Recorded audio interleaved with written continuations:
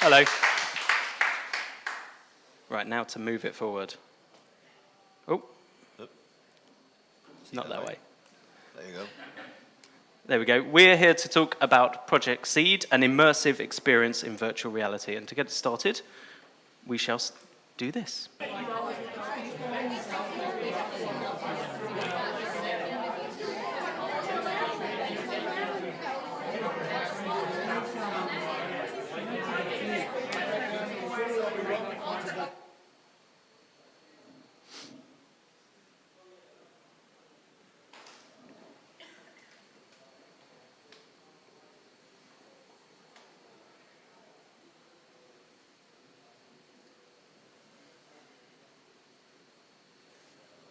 So, it's a very good question. How do we make sense of a world that's being bombarded with information and our attention is being grabbed all over the place? I read somewhere that apparently in the last 20 years, our attention span has fallen to that of a goldfish. Now, I'm not quite sure of the science and the technology behind that, or if it's actually true, but we can certainly all say that our attention is being dragged all over by technology, and our projects need to keep up with that in some way.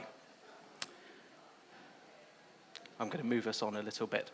Certainly, excuse me, I've lost my train of thought. We do have greater distractions, and human beings have a unique ability to forget things. The brain can only focus on so much information, and it has the ability to not see things when permanently distracted by some things. Like the phone. Yeah. In an intention... Thank you very much. In an attention competitive world, how do we maintain engagement from people in our projects? And in some ways, we also have to consider, in a world with so much noise going on, perhaps how do we find a space and a time to create our own thoughts and our own wellness and well-being? It is funny that that's a dark slide, actually. Yeah, it is meant to be like that. It is intentional. That is a way of capturing attention in some way. That was the idea. So we need to find a space where we can clear our thoughts in an attention-grabbing world. And perhaps the virtual reality world sits as that. Also, perhaps we need to consider more than just our single sense. So at the moment, lighting designers and designers tend to work on the one sense, so sight or light, as it were. But maybe we need to consider sound, taste, touch, hearing, emotions, physiological interactions as well. So this project that we're going to talk to you about is really the exploration of that, and it's the start of that process and an interaction, and engages some of these interesting conversations about how we move forward in terms of perhaps more the virtual world and how we create spaces that maybe don't exist in our reality. Well, that's Wolfgang. This project started with Wolfgang Buttress. Most of you might know Wolfgang because of his beer. It's a better beer than mine. Or because of the hype. He's quite famous for this. This installation is at Kew Gardens at the moment. It's a permanent installation in Kew. It was done for the World Expo. And Hoare Lea collaborated with him at that point on doing all the soundscape for the piece. So we have a close relationship with him that we keep on developing through projects. So there are many other projects that we're working together, and the project that we're going to talk about, without mentioning too many names, it's in collaboration with Wolfgang. As John was saying, this is about engaging and having a different approach to design completely. So it's actually we're going to touch on not only lighting, we're all lighting designers, we are pure lighting designers, but we're going to talk about all of our senses. And, sorry. That's right. And we're going to talk about this tree. This tree has a very, very quick story. It is a tree. It was born from a seed, by a girl in 1809, but that tree started doing weird things. It started mutating. And it started not giving the same fruit that they were used to give. They created a new fruit in some way. So a farmer goes in there and said, those are different fruits than the ones that the tree should have given us. So he got some cuts from it and he actually planted them and created an orchard of the tree. Now, bodies comes into the questions, and in the shape of a fungi, this tree is dying. It's actually dying. It's condemned. It's going to die very shortly. So Wolfgang decided to actually save him and perpetrate him and memorialize him in the shape of a sculpture, because it's a very important tree. It's the first one of many, many other fruit trees, which are very famous nowadays. So he created a sculpture which was straightforward. He wanted us to actually walk into the tree, experience the tree, get everything out from the tree. And he created a series of concentric rings for you to get into the tree. Now, obviously, he 3D mapped the tree and connected all the concentric rings with structure that will give you the shape of the tree. So bringing him back to life. That was the initial concept of the sculpture itself. And then, obviously, we had to actually put it into a surrounding. So the idea was that the whole experience of this piece started from the moment you actually see the piece, but it was going to be planted in some place around a real orchard of trees that have came from this original tree. They were to take a graph of the original tree and plant an orchard around it. So it's a memorial. It is a memorial for the tree. I go into sound. Go to sound, yeah. So one of the things about this immersive experience is that it captures all senses. And what they wanted to try and do was capture a soundscape in an acoustic sense. And our Hoare audiovisual team worked on this. The idea being that sound was recorded in and around the tree. So as you approach the tree, you have an amplified return of the sound that the tree is experiencing. So the rustle of leaves, tweets of birds, etc., etc. As you get inside the tree, what they wanted to try and look at, and this is where it goes really confusing, is they wanted to look at how the tree itself absorbs and manipulates sound and then reverberates it back out. So in order to do that, they found out by using a tuning fork, the audiovisual artists found out by using a tuning fork that the tree resonates at 500 hertz, which apparently, if anyone's musically minded, is about the key of C.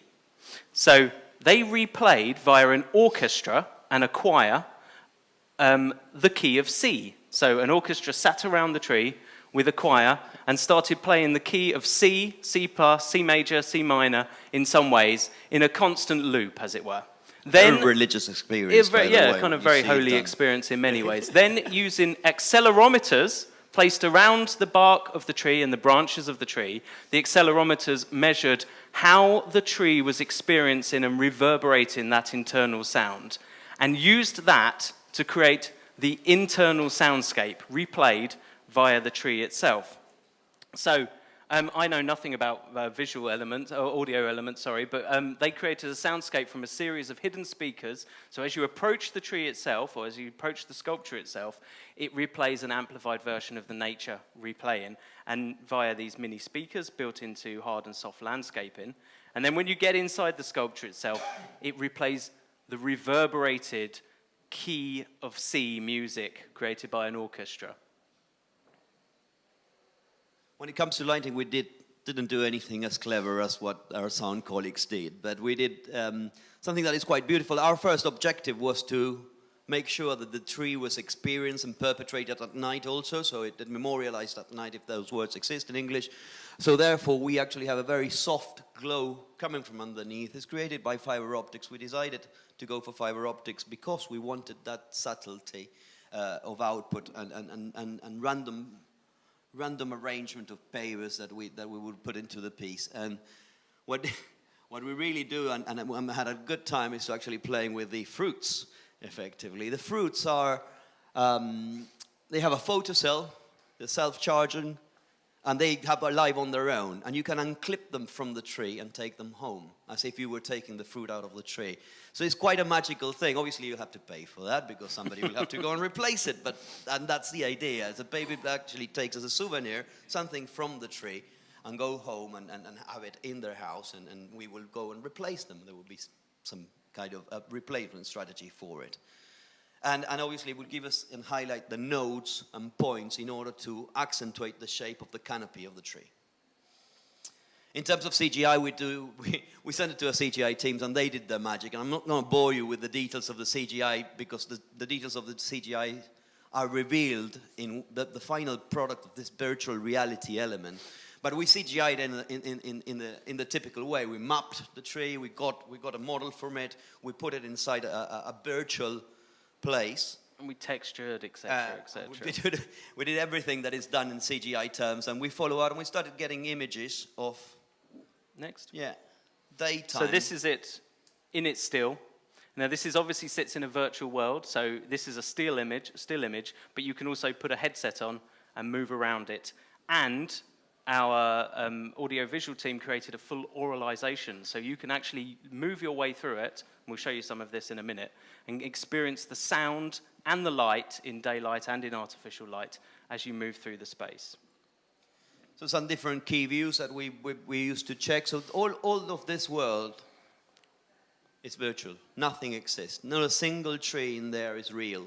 Not the sculpture is real, not the water feature is real, nothing is real. Yeah, but we are quite used to that nowadays, especially on a still image. And the same thing happens at night. So the nighttime image of the piece is a CGI piece, is a virtual reality piece. Now, up to that, we are all on the same page. When we go into the next slide, we go into the piece, we do textures, we do the obvious CGI stuff. But when we have the final product, we manage to create a memorial in virtual reality for the tree. And that will open up to the final summary of what we want to say today. So this is somebody, I never knew that our head wobbled that much until I actually noticed that this is somebody has a virtual reality headset, headphones on, and the lightsaber that you see there, the red line that turns into green, is a handheld device that allows him or the person to move into the space. I will shut up for a second because I want you to listen to the subtlety of the sound here. You're approaching the piece.